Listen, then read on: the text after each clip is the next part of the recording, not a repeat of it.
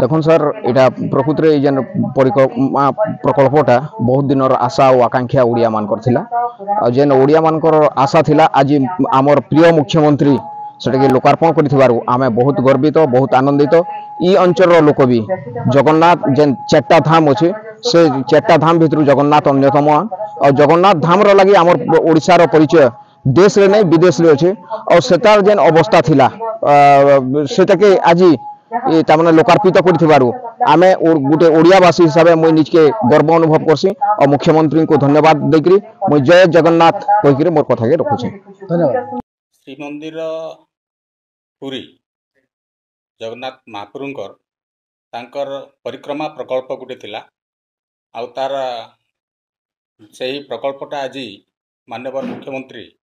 ओडिशा सरकार आज लोकार्पण कले आउ तांकर ओडिशा सरकार निर्देश हिसाब से प्रति पंचायत रे प्रति ब्लॉक रे से सब जगह डायरेक्ट टेलीकास्ट आयोजन कराइला से परिप्रेक्षी रे आमर ब्लॉक प्लेग्राउंड जेन अच्छे सेठाने गोटे डायरेक्ट टेलीकास्ट आयोजन कराइला आउ इथिरे